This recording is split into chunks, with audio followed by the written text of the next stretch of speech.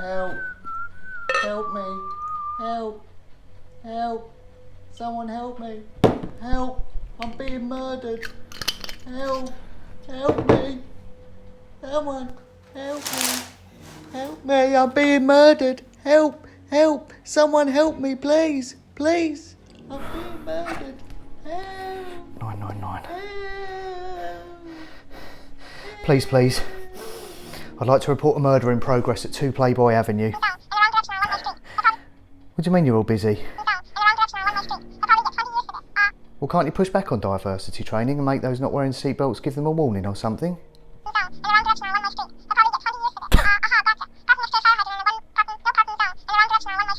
What if I told you the murderee was at a barbecue with at least 7 other family members?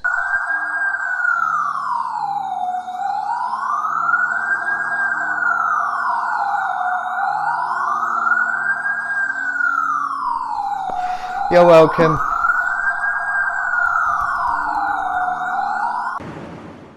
This is a message from the government's chief medical officer about coronavirus.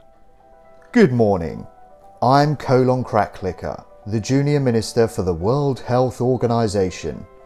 Boris has asked me to clarify a few points concerning the latest regulations in conjunction with social gatherings and to put your minds at rest.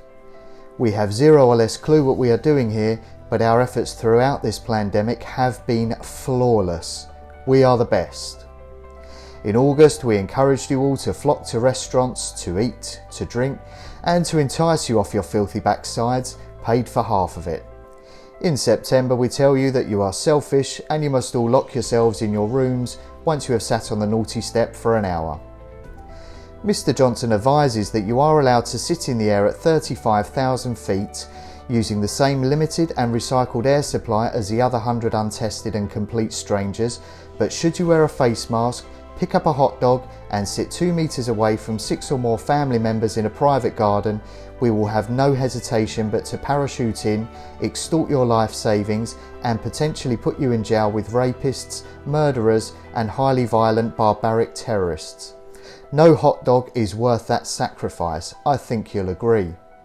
You may commit abhorrent knife crimes as long as you have no rapport or connection to the victims, as our police force have been tasked with sitting up trees with binoculars, waiting for the grandparents to invite their children round and crack open a tube of Pringles on the decking area. The police have advised that they would like to target actual crime, as that's what they signed up to do. Nevertheless, word from the top is that the economy is in tatters, real crime doesn't pay, and that they need a lifeline in the form of a fraudulent revenue stream to cover politicians' fictitious expenses, as the endless money tree is now, and I quote, knackered. So they must do as they're told. Now, I'll take part in some questions. The first is from Gary Lineker on email, who asks, can I spit in people's faces? Yeah, I don't see why not. Now we'll head to the online questions. Here we go. Right, I believe we have Joe Public from Holbridge on the line. So, good morning, Joe. I believe you have a question for me. Joe? Yeah, I've got a question for you. What the fuck are you talking about? You fucking malarkey, it's all the time. Spew, spew, spew. It's all revenue driven. Why don't you just shut up, do so properly? Don't you dare try and shut me up. I've had enough. I've had enough of this bullshit.